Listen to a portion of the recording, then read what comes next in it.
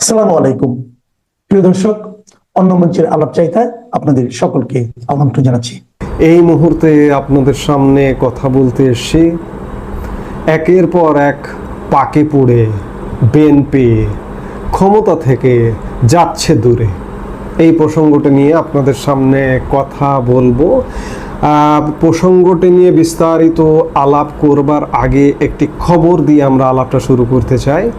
BNP চেয়ারপারসনের উপদেষ্টা বীর মুক্তিযোদ্ধা অ্যাডভোকেট ফজলুর রহমানকে নিয়ে বিএনপিতে গত 3 দিন যাবৎ টানাপোড়েন চলছে এবং তার উপর মব ক্রিয়েট করবারও একটি প্রচেষ্টা আমরা দেখলাম।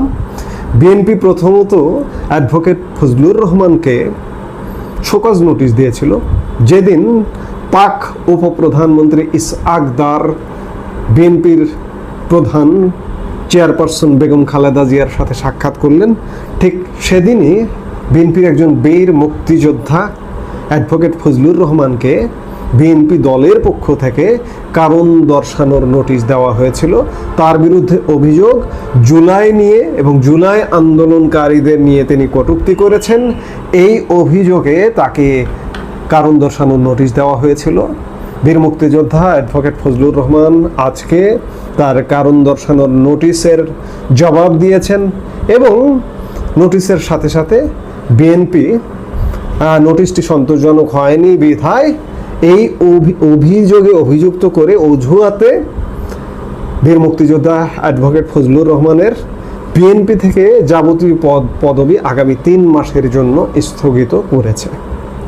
বিএনপি তার দলের জন্য এক অমূল্য সম্পদকে হারালো, একজন বীর মুক্তিযোদ্ধাকে হারালো। এই ঘটনাটা প্রমাণ করে দেয় যে বিএনপি মুক্তিযোদ্ধার দল।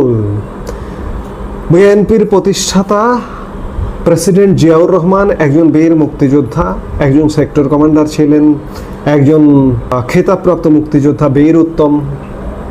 তিনি মুক্তিযোদ্ধা যতটা ছিলেন, শাসক হিসেবে কথিত আছে, বিভিন্ন জনের লেখা জোখায় বের হয় যে তিনি তার শাসনকালে বহু মুক্তিযোদ্ধাকে হত্যা করেছেন।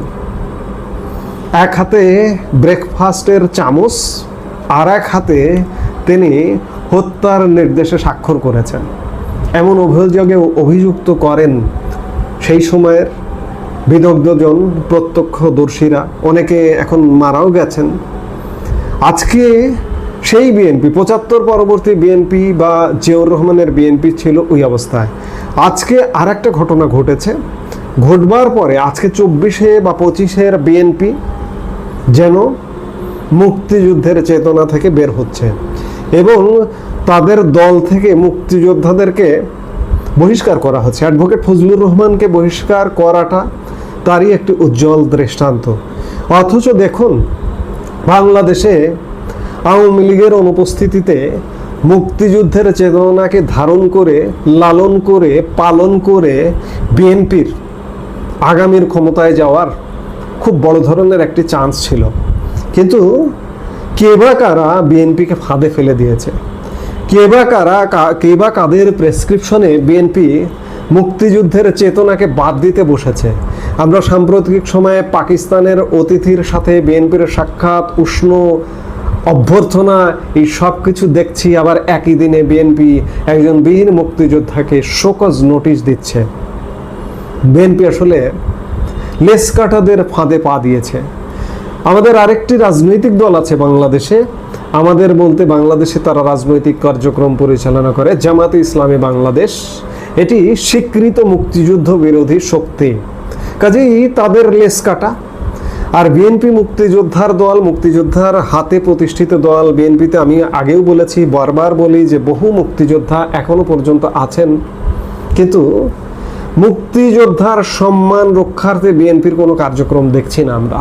বিএনপি মুক্তির মহানায়ক জাতির পিতা বঙ্গবন্ধু শেখ মুজিবুর রহমানকে মানে না।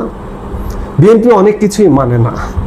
আমি বলছি যে বিএনপির আসলে সুযোগ ছিল, যেহেতু আওয়ামী লীগ এই মুহূর্তে অনুপস্থিত, আওয়ামী লীগ এই মুহূর্তে নেই, সেই অনুপস্থিতিটা ঘোচানোর জন্য বিএনপি যদি এগিয়ে আসতো, উদ্যোগী হতো, যে না, মুক্তিযুদ্ধের চেতনা সমুন্নত থাকবে। এই যে মুক্তিযোদ্ধাদের অবমাননা করা হচ্ছে এই বর্তমান এই সময়ে, কিংবা মুক্তিযুদ্ধ নিয়ে নানা ছেলে খেলা করা হচ্ছে, মুক্তিযুদ্ধকে খাটো করা হচ্ছে, এই যে জুলাই আগস্টের অভ্যুত্থানকে বড় করে দেখা হচ্ছে, এই যে কদিন আগে মুক্তিযুদ্ধের শহীদ নিয়ে একটা বিতর্কিত মন্তব্য এসলো, আমরা বিএনপির কিন্তু কোনো মন্তব্য দেখলাম না, প্রতিবাদ দেখলাম না। অর্থাৎ আমি আগেই বললাম যে লেস কাটাদের পথে বিএনপি হাঁটছে। এই লেস কাটাদের পথে হাঁটাতে বিএনপিকে লাভবান হবে বিএনপি মনে করছে। বিএনপি মনে করছে লাভবান হবে। বিএনপি মনে করছে যে যে কোনো মূল্যে আমাদের ক্ষমতায় যেতে হবে, সেটি যদি মুক্তিযুদ্ধকে পায়ের তলায় মাড়িয়ে দিতে হয়, মানচিত্রকে যদি পায়ের তলায় মাড়িয়ে দিতে হয়, কিংবা পতাকাকে যদি পায়ের তলায় মাড়িয়ে দিতে হয়, দেওয়ার বিনিময়ে যদি আমাকে ক্ষমতা দেওয়া হয়, তবু আমি ক্ষমতায় যেতে চাই। কিন্তু আলটিমেটলি ক্ষমতা যেন বিএনপির দিনকে দিন দুঃস্বপ্নে পরিণত হচ্ছে। বাংলাদেশের আপামর জনসাধারণ এই জিনিসটাকে ভালোভাবে দেখছে না। মুক্তিযুদ্ধের অবমাননা বাংলাদেশের মানুষ ভালোভাবে দেখছেন না। আজকে একটা গণভোট করুন। এই যে বিএনপি যে তাদের একজন বীর মুক্তিযোদ্ধাকে মুক্তিযুদ্ধের পক্ষে কথা বলার জন্য বহিষ্কার করলো, এটির পক্ষে একটা গণভোট করুন, পক্ষে বিপক্ষে মতামত নিন, দেখবেন ফজলুর রহমানের পক্ষে বেশিরভাগ মানুষের মতামত আসবে। বিএনপির অবস্থা হয়েছে বাংলাদেশের মানুষের এই মুহূর্তে পালস গুনতে পারছে না। এই যে বাংলাদেশের এই মুহূর্তে অতিরিক্ত পাকিস্তান প্রীতি, এগুলো বাংলাদেশ কিন্তু সহ্য করছে না। কাজেই বিএনপি যে আশাটা করেছিল যে আওয়ামী লীগের অনুপস্থিতিতে বিএনপি ক্ষমতায় আসবে, সেই আশাটা এই মুক্তিযুদ্ধের প্রশ্নে আপোষ করবার কারণে, আপোষহীন ভূমিকা অনুপস্থিতিদের কারণে বিএনপি আসলে লিখে রাখুন আজকের দিনে বিএনপি ক্ষমতায় আসতে পারবে না। এটি শুধুমাত্র মুক্তিযুদ্ধকে ভুলুণ্ঠিত করবার কারণেই বিএনপির ক্ষমতা দুঃস্বপ্নে পরিণত হলো। এটি লিখে রাখতে বললাম, এটি সময়ের সাথে মিলিয়ে নেবেন। বাংলাদেশের রাজনৈতিক দলগুলো তাদের নেতাকর্মীরা অনেক বেশি অরাজক পরিস্থিতি করলেও, অনেক অপকর্ম করলেও, বড় বড় ক্রাইমের সঙ্গে বিভিন্নভাবে জড়িত থাকলেও যখন আমরা দেখেছি যে রাজনৈতিক দলগুলো তাদেরকে শেল্টার দিয়েছে, তাদের পক্ষে অবস্থান নিয়েছে, তাদেরকে বহিষ্কার করেনি, সর্বশেষ যে নতুন তৈরি হওয়া দল এনসিপির নেতা সরোয়ার তুষারকে তারা 2 মাস আগে শোকজ নোটিশ দিয়েছিল। 2 মাস পরে কোনো কারণ ছাড়াই তার শোকজ নোটিশ উইথড্র করে তাকে দলীয় কর্মকাণ্ডে আবার সংযুক্ত করা হয়েছে। তার মানে হচ্ছে যে দলগুলো আগে যেভাবে কর্মকাণ্ড করত, এখন নতুন রাজনৈতিক বন্দোবস্তের স্বপ্ন যারা দেখাচ্ছে, তারাও যখন ঠিক একইভাবে তাদের গুরুত্বপূর্ণ নেতাদের আগলে রাখার পদ্ধতিতে এগোচ্ছে, তখন বিএনপি একেবারে উল্টো পথে হাঁটলো, ভিন্ন পথে হাঁটলো। কিছুক্ষণ আগেই আমরা একটা ভিডিওতে বলেছিলাম যে বিএনপি নেতা বীর মুক্তিযোদ্ধা ফজলুর রহমান তার শোকজ নোটিশের জবাব দিয়েছেন। বিএনপি সেই নোটিশে সন্তুষ্ট হয়নি, সন্তুষ্ট না হয়ে তার বিরুদ্ধে অ্যাকশানে চলে গেল। আমরা আশঙ্কা প্রকাশ করেছিলাম যে অ্যাকশানে বিএনপি যাবে, সেই ঘটনাই ঘটল।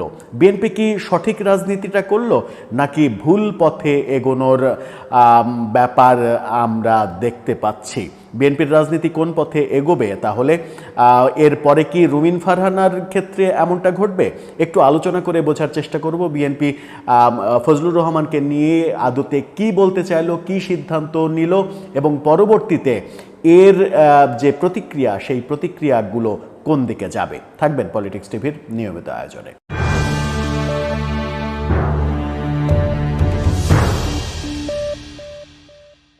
দর্শক, বলছিলাম বিএনপি নেতা ফজলুর রহমানকে শোকজ করা হয়েছিল, শোকজের জবাব তিনি দিয়েছেন। এবার বিএনপির তরফ থেকে জানিয়ে দেওয়া হলো তার শোকজের জবাবে বিএনপি সন্তুষ্ট হয়নি, সেই কারণে 3 মাসের জন্য তাকে বহিষ্কার করে দেয়া হলো।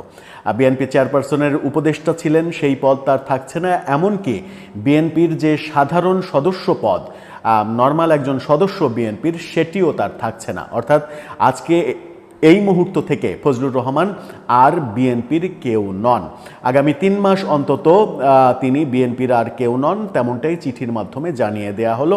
3 মাস পরে বিএনপি যদি মনে করে যে তাকে দলে তারা ফিরিয়ে নেবে, তাহলে পরবর্তী আদেশ তারা দেবে।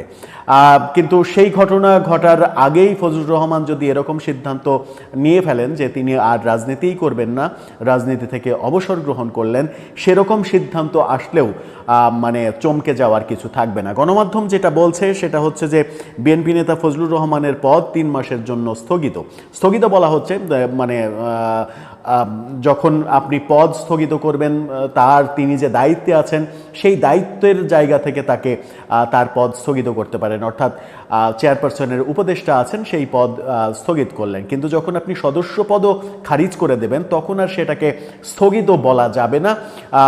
শাব্দিক মারপ্যাচে স্থগিত শব্দটা ব্যবহার করলেও আদতে ব্যাপারটা বহিষ্কারই হয়ে যায়, কারণ তার সাধারণ সদস্য পদ আর নেই। প্রাথমিক সদস্য পদ সহ সব পর্যায়ের পদ তার নেই, সেই ঘোষণাটা দেয়া হয়েছে।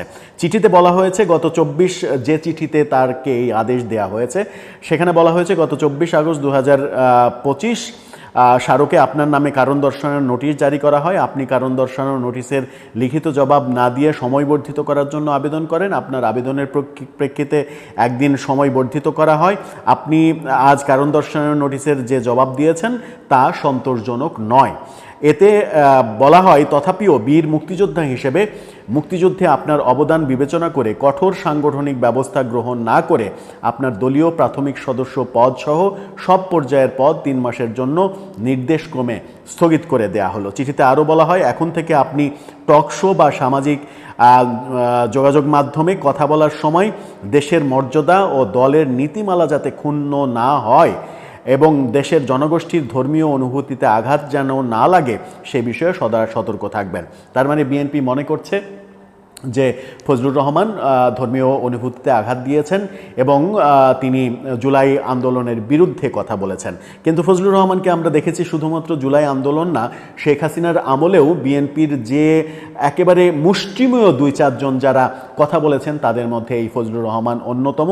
বিএনপির এত ডাকসাইটে বাঘা বাঘা নেতারা তারা কিন্তু বেশিরভাগই কথা বলেননি, যারা বিএনপির বিভিন্ন পর্যায়ের দায়িত্বে রয়েছেন। ফজলুর রহমান সবসময় উচ্চকণ্ঠ ছিলেন এবং তিনি বীর মুক্তিযোদ্ধা, রণাঙ্গনের মুক্তিযোদ্ধা। তাকে নিয়ে নানা রকমের কুৎসা রটানোর ব্যাপার চলছিল গত 1 বছর ধরেই। তিনি যেহেতু সোজা সাপটা কথা বলেন, মুক্তিযুদ্ধের পক্ষে কথা বলেন, মুক্তিযুদ্ধ নিয়ে ছাড় দেন না, সেই ব্যাপারগুলো আমরা দেখছি। সেই ব্যাপারগুলো যখন দেখছি বিএনপির তখন এই অবস্থান প্রশ্ন জাগায় যে বিএনপি সঠিক অবস্থান ব্যক্ত করলো কিনা। ফজলুর রহমান যদি কোনো মানে ক্রাইমের সঙ্গে জড়িত হতেন, কোনো দুর্নীতি করতেন কিংবা এত বড় অপরাধ করতেন যে অপরাধে বিএনপির তাকে ওন করা সম্ভব ছিল না, সেই মুহূর্তে এরকম সিদ্ধান্ত আসলে সেটা সবার কাছে গ্রহণযোগ্য হতে পারত। কিন্তু যে মুহূর্তে বিএনপি এই সিদ্ধান্ত নিল তখন অনেকেই অলরেডি সামাজিক যোগাযোগ মাধ্যমে এবং বিশ্লেষকরা বলা শুরু করেছেন যে বিএনপি শুধুমাত্র এই সিদ্ধান্তটা নিয়েছে বর্তমান সরকারকে এবং এনসিপিকে খুশি করার জন্য। খুশি করার কারণ হচ্ছে বিএনপি যে কোনো মূল্যে চায় আগামী নির্বাচনটা হোক, নির্বাচন হলে তারা নির্বাচনের মাধ্যমে ক্ষমতায় যেতে পারবে, সেটাই মূলত তাদের রাজনীতির এখন প্রধান এজেন্ডা। সেটাকে মানে সেই পথটা সুগম করার ক্ষেত্রে এরকম ফজলুর রহমান 2-4 জনকে যদি সরিয়ে দিতে হয় তবুও তারা দেবে, এমনটাও মনে করছেন, যেটা বিএনপির রাজনীতির জন্য ক্ষতিকর হতে পারে। আবার রুমিন ফারহানাকে নিয়ে নানা রকমের ব্যাপার স্যাপার চলছে, যেটা 2 দিন থেকে আরও বেশি হয়েছে। এরপর কি বিএনপি রুমিন ফারহানার বিরুদ্ধেও অ্যাকশনে যাবে? যে রুমিন ফারহানাকে আমরা সব সময় সোচ্চার কণ্ঠ দেখেছি। প্রশ্নগুলো জাগেই এবং প্রশ্নগুলো জাগে তখন যখন বাংলাদেশের রাজনীতি নিয়ে নানাজন নানা ধরনের কথা বলছেন যে বাংলাদেশের রাজনীতি আসলে একটা সার্কাস, এই সার্কাসের প্যান্ডেলে কখন কি হবে সেটা বলা খুব কঠিন কাজ। এখন ফজলুর রহমান কি করবেন? এখন যেটা তার এই ব্যাপারে আগের ভিডিওতে আমরা বলেছিলাম যে বিএনপি সম্ভবত তাকে বহিষ্কারের পথেই যাবে, সেই পথেই বিএনপি হাঁটলো, সেটা 3 মাসের জন্য হলেও তাকে তার সমস্ত সদস্য পদ কেড়ে নিল। এখন ফজলুর রহমান যে পথে যাবেন সেই পথটা কি এমন যে তিনি রাজনীতি ছেড়ে দিলেন, রাজনীতি থেকে অবসর গ্রহণ করলেন এবং বিএনপির রাজনীতি কেন কোনো রাজনীতি আর করবেন না এরকম ঘোষণা যদি দিয়ে ফেলেন তাতে কি অবাক হওয়ার কিছু থাকবে? দর্শক, আপনার কি